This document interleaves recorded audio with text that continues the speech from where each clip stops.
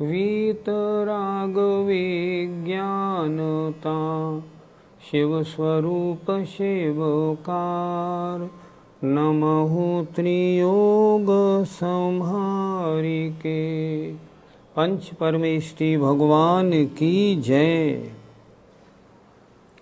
पिछली पाठशाला में शुद्धोपयोग या स्वरूपाचरण के संबंध में 2 छंद हुए थे और उसमें ये बताया गया था जब आत्मा अपने लिए स्वयं को जानने के लिए अन्य सब विकल्पों से हटके आत्मा में डूब जाता है, जिस समय कोई किसी प्रकार का विकल्प नहीं रहता, उस समय हम उसे स्वरूप आचरण माने स्वरूपाचरण या शुद्धोपयोग कहते हैं। ये शुद्धोपयोग क्या है? शुद्धोपयोग पुण्य और पाप से रहित अवस्था, राग द्वेष से रहित अवस्था, कषाय रहित अवस्था का नाम शुद्धोपयोग है। इस शुद्धोपयोग के होने पर कर्म की बड़ी तीव्रता से निर्जरा असंख्यात गुणी निर्जरा होने लगती है। इस शुद्धोपयोग की और क्या विशेषता है, ये अगली 4 पंक्तियों में देखिएगा।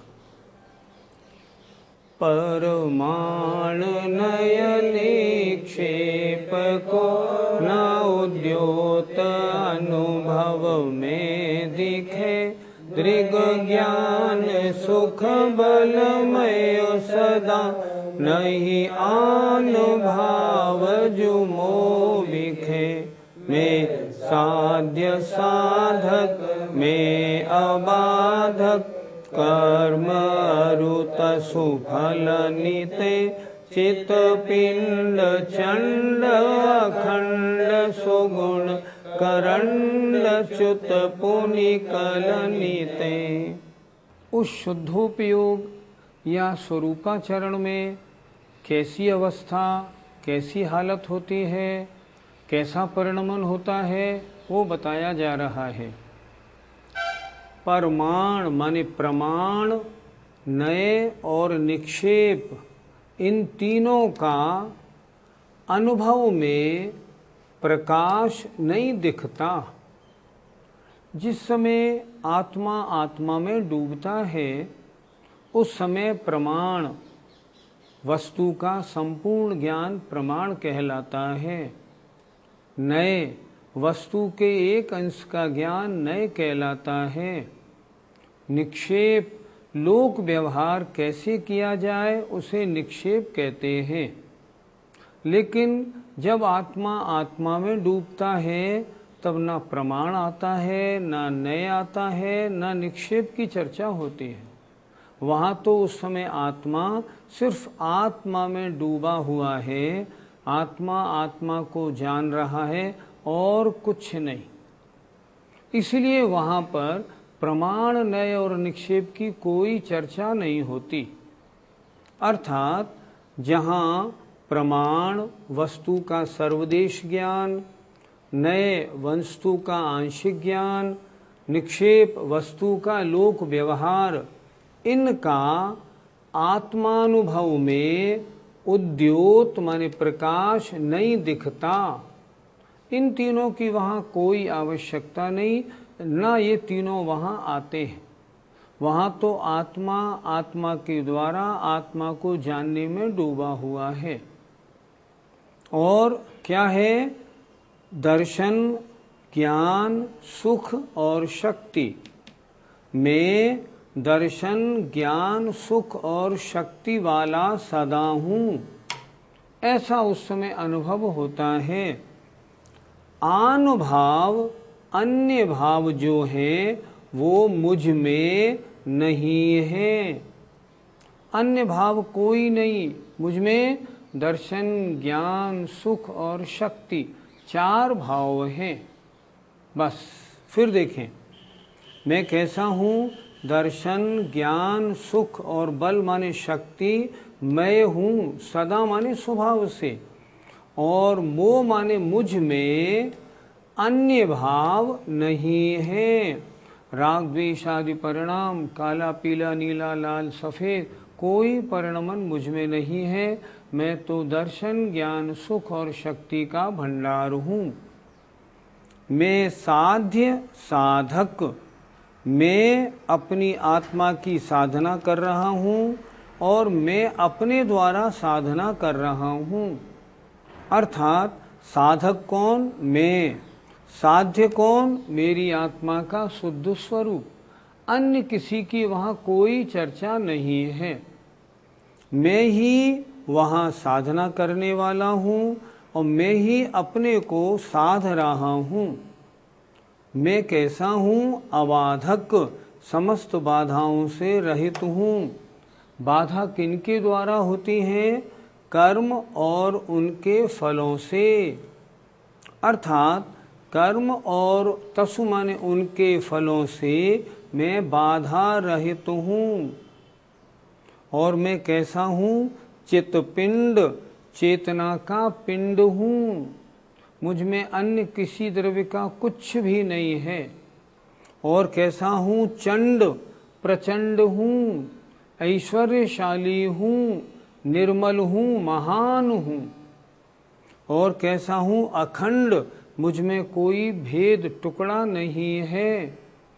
और अच्छे अच्छे गुणों का करंड माने पिटारा हूँ। मेरे अंदर अनंत गुण हैं। और मैं कैसा हूँ? कलनिते माने पापों से रहित हूँ।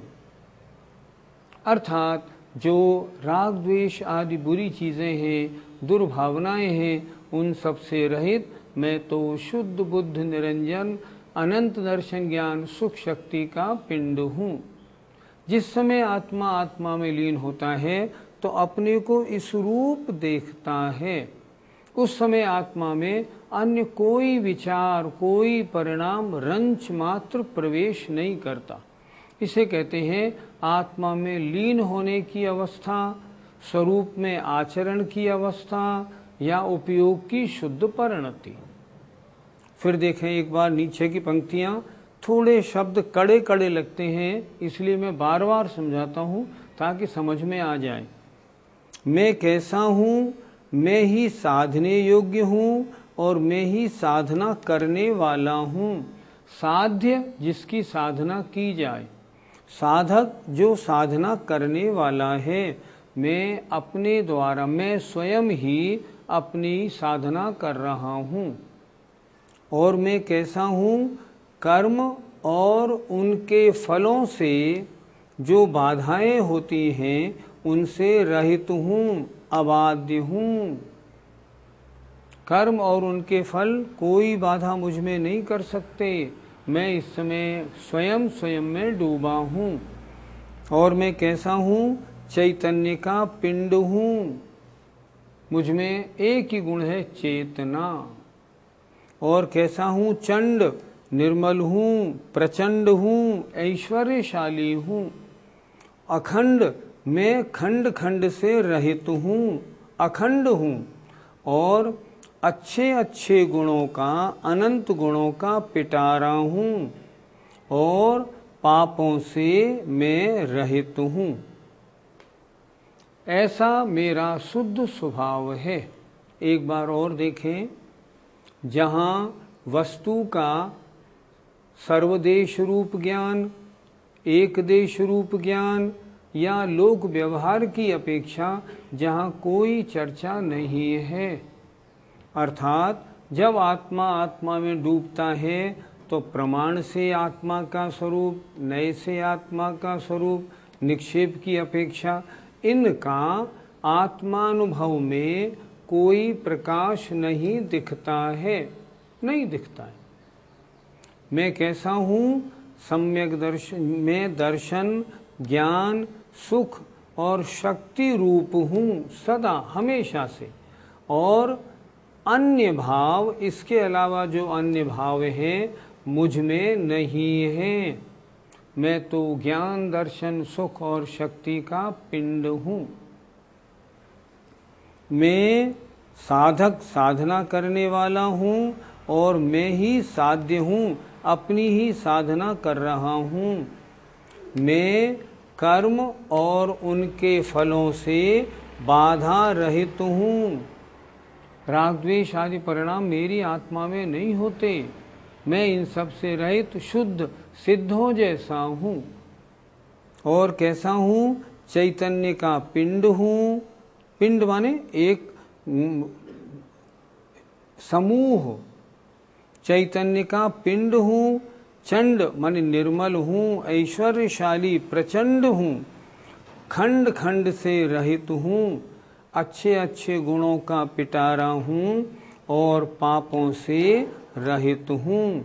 ऐसा मेरा शुद्ध स्वरूप है। मैं अब इसकी प्राप्ति के लिए अपने शुद्ध स्वरूप में लीन होता हूँ। जब वे मुनि महाराज इस रूप परिणमन कर जाते हैं, अब हम कहते हैं इस समय महाराज स्वरूप में आचरण कर रहे हैं या शुद्धोपयोगी हैं। पंडित जी, शुद्धोपयोग में आत्मा किसको जानता है? शुद्धोपयोग में आत्मा अपनी आत्मा के शुद्ध स्वरूप को जानता है। कहा है ना, मम स्वरूप है सिद्ध समान, अमित शक्ति सुख ज्ञान निधान। अपने स्वरूप में आत्मा डूब जाता है। उस समय ज्ञान दर्शन अन्य कहीं नहीं, सिर्फ आत्मा आत्मा के द्वारा मात्र अपनी आत्मा को जानता है। क्या हम गृहस्थों को शुद्धोपयोग नहीं हो सकता? ऐसा क्यों? गृहस्थों को शुद्धोपयोग नहीं होता। आचार्यों ने लिखा है, गृहस्थ जब भी ध्यान करने बैठता है या तो सांसारिक विकल्पों में डूब जाता है या उसको झोंके आने लगते हैं। और वास्तव में आचार्यों ने, आचार्य देवसेन ने भाव संग्रह में ठीक लिखा है। और हम भी देखते हैं जब गृहस्थ लोग जाप देने बैठते हैं ना, सबको झोंके आने लगते हैं। और आप सब भी जरा ईमानदारी से अपने दिल को टटोलना और देखना, जिस समय आप नमोकार मंत्र की माला जपते हो उस समय आपका मन लगता है या भाग निकलता है? आप कहेंगे भाग जाता है। जाप शुरू की और मन भागा। मन क्यों भागा? आत्मा में इतनी शक्ति नहीं है जो मन की एकाग्रता बना सके। इसीलिए चतुर्थ काल में जब शारीरिक संघनन अच्छा होता था तब शुक्ल ध्यान होता था। इस पंचम काल में शारीरिक शक्ति नहीं, ध्यान होता ही नहीं। इसलिए आचार्यों ने लिखा है, गृहस्थ जब भी आत्मा का ध्यान करने बैठता है सांसारिक विकल्पों में डूब जाता है या उसको नींद आने लगती है। इसलिए आचार्यों ने यहाँ तक लिखा, वास्तव में गृहस्थ के ध्यान होता ही नहीं। गृहस्थ के ध्यान उपचार से या उसके ध्यान की भावना होती है। और ये बिल्कुल सत्य लिखा है। इस प्रकार शुद्धोपयोग रूप जब परिणति होती है उसका फल क्या होता है, उसकी चर्चा अगली 4 पंक्तियों में हुई है। यो चिंत्य निज में थिर भय तिन अकथ जो आनंद लयो, सो इंद्र नाग नरेंद्र वा अहम इंद्र के नाही कयो। तब ही शुक्ल ध्यानाग्नि कर चौघाति विधि कानन दयो। सब लख्यो केवल ज्ञान करि भव लोक को शिव मग कयो। आत्मा जब आत्मा में लीन होता है तब उसका फल क्या होता है, ये यहाँ बताया जा रहा है। यों इस प्रकार चिंत्य लीन होकर निज में स्थिर होने पर, जब ऐसा चिंतन चलता है, आत्मा आत्मा में डूब जाता है और स्थिर बिल्कुल एकदम एक लय हो जाता है, तब क्या होता है? इस प्रकार चिंतन करके आत्मा में जब स्थिर हो जाते हैं, अर्थात जो स्वरूप में आचरण करने वाले हैं या जो शुद्धोपयोगी मुनि महाराज हैं, उनको अकथ, जो कहने में नहीं आता, ऐसा जो आनंद उनको प्राप्त होता है, उस आनंद का क्या कहना। सारा दुख है सांसारिक विकल्पों का, राग द्वेष तेरा मेरा, सारा दुख इनका होता है। और जब आत्मा इन विकल्पों से दूर हो जाता है तब क्या है, सुख ही सुख है। ये इन पंक्तियों में बताया है।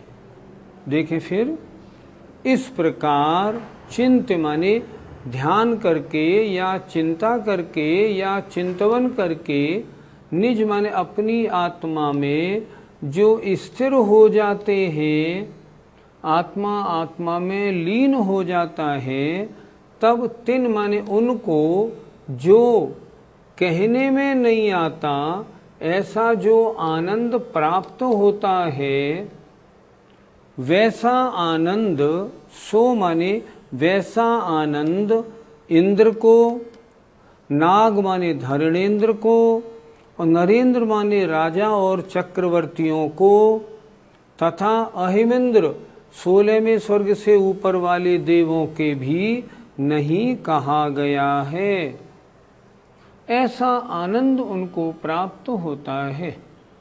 फिर एक बार देखें, इस प्रकार चिंतन करके ध्यान करके आत्मा में लीन होने पर आत्मा में स्थिर हो गए जो जीव हैं, उनको जो अकथनीय, कहने में नहीं आ सकता, जिसका वर्णन संभव नहीं, ऐसा जो आनंद उनको प्राप्त होता है, वैसा आनंद इंद्र हो, चाहे धरणेन्द्र हो, नरेंद्र राजा हो, या 16वें स्वर्ग से ऊपर के अहिमिंद्र हो, उनके भी नहीं कहा गया है।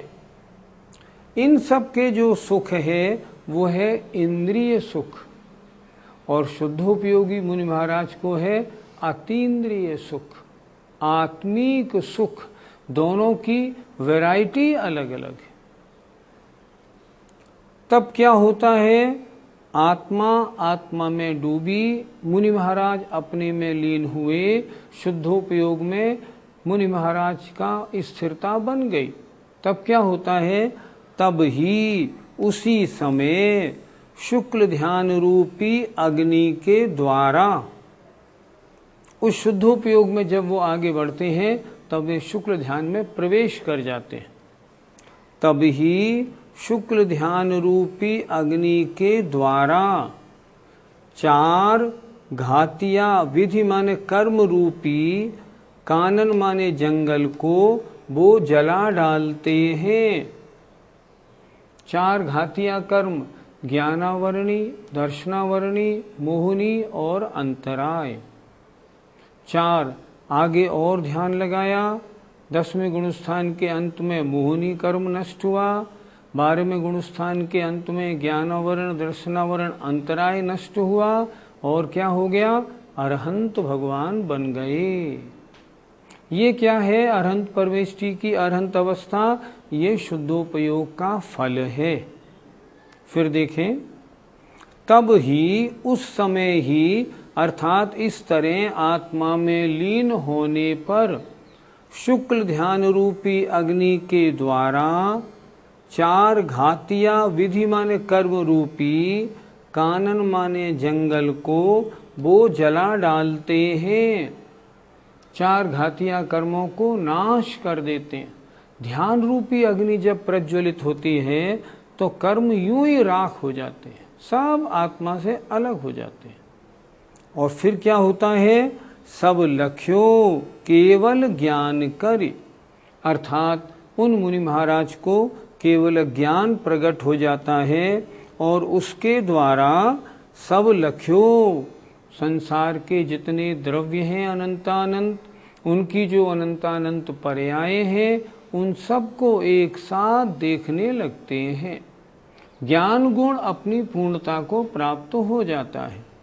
सब लक्ष्यों केवल ज्ञान करि, 4 घातिया कर्मों का नाश होने पर केवल ज्ञान प्राप्त हो जाता है, और केवल ज्ञान के द्वारा सब लख्यो समस्त द्रव्य और उनकी अनंत पर्यायों को देखने लगते हैं। फिर क्या करते हैं? भव्य लोक को, भव्य लोक माने भव्य जीवों का जो संसार है उनको शिवमग कयो मोक्ष मार्ग कहते हैं। केवल ज्ञानी होने के बाद क्या बनता है? फिर भगवान की दिव्य देशना होती है, दिव्य ध्वनि हम उसे कहते हैं। केवल ज्ञान हुआ भगवान का, अगर तीर्थंकर हैं तो समव शरण लगता है, सामान्य केवली है तो उनकी गंधकुटी बन जाती है और भव्य जीवों को मोक्ष का मार्ग बताना प्रारंभ कर देते हैं। फिर देखें एक बार, बड़ी सुंदर है ये 4 पंक्तियां। इस प्रकार चिंत माने चिंतन करके, ध्यान करके आत्मा में स्थिर होने पर उन मुनि महाराजों को जो कहने में नहीं आ सकता ऐसा जो आनंद प्राप्त होता है, वैसा आनंद इंद्र हो, नाग माने धरणेन्द्र हो, नरेंद्र माने राजा या चक्रवर्ती हो, या 16वें स्वर्ग से ऊपर के अहमिंद्र हो, ग्रैवेयक, अनुदिश और अनुत्तर वाले, उनके भी नहीं कहा गया है। क्योंकि इन सब के जो सुख होता है इंद्रिय सुख है, इंद्रिय सुख सुख नहीं कहलाता। सुख तो आत्मिक सुख, अतीन्द्रिय सुख को सुख कहा जाता है। उनके भी ऐसा सुख नहीं कहा। तब क्या होता है?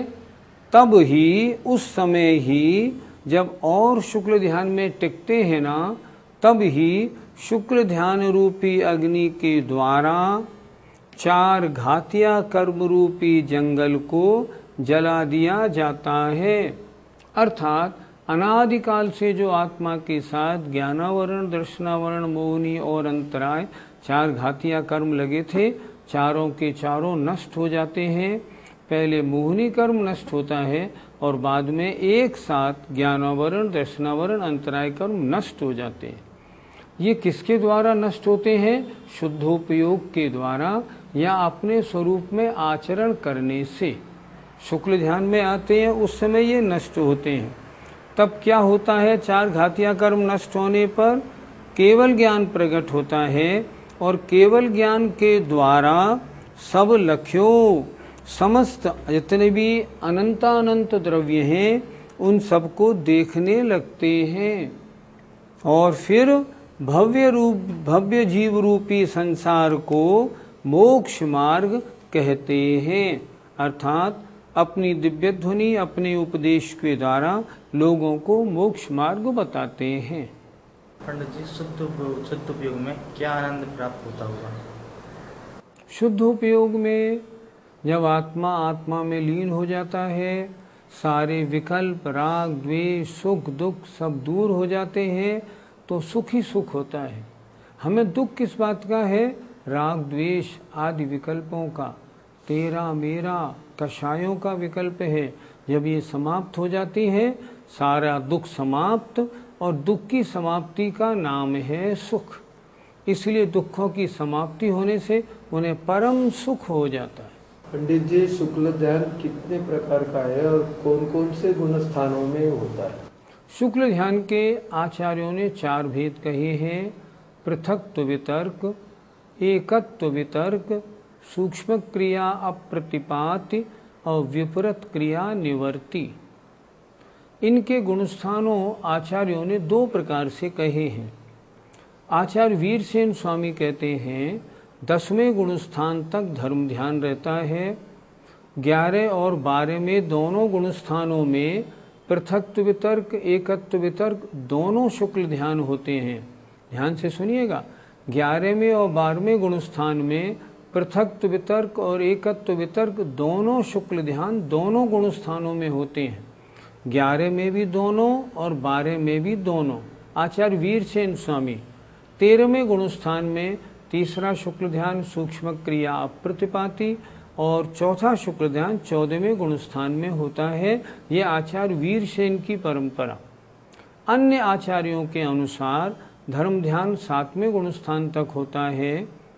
पहला शुक्ल ध्यान पृथक्त्व वितर्क 7 के बाद में 8, 9, 10, 11 में होता है। एकत्व वितर्क 12वीं में, सूक्ष्म क्रिया प्रतिपाती 13 में और विपरीत क्रिया निवृत्ति 14वें गुणस्थान में होता है। इस तरह 2 परंपरा पाई जाती है। पंडित जी, शुद्ध केवली और केवली क्या अलग अलग होते हैं? हाँ, केवली वो है जिन्हें केवल ज्ञान हो जाता है।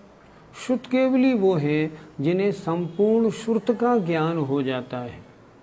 शुद्ध केवली मुनि महाराज होते हैं और केवली अरहंत भगवान होते हैं, दोनों में अंतर है। अर्थात फिर सुनो, केवली माने केवल ज्ञान वाले, शुद्ध केवली माने पूर्ण श्रुत ज्ञान वाले। इस तरह इन दोनों में अंतर है। आज आप लोगों ने क्या देखा? स्वरूपाचरण या शुद्धोपयोग में कैसी दशा होती है उसकी चर्चा हुई। उसका क्या फल होता है? 4 घातीय कर्मों का नाश, और उसका फल हुआ केवल ज्ञान की प्राप्ति। केवल ज्ञान प्राप्त करके जीव फिर क्या करता है? भव्य जीवों को मोक्ष मार्ग का उपदेश देता है। यह परम अवस्था हम सब का भी यही लक्ष्य है।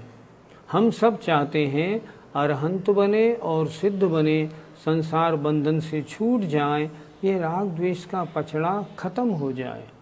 अगर इस तरह जो इन्होंने विधि छेडालाकार ने बताई है हम चलेंगे, सम्यक दर्शन ज्ञान चारित्र को प्राप्त करेंगे, तो मोक्ष मार्ग में प्रवेश होकर मोक्ष की प्राप्ति क्यों नहीं होगी? अवश्य होगी। आशा है हम सब इस रूप अपना उद्यम करेंगे। जय जिनेन्द्र।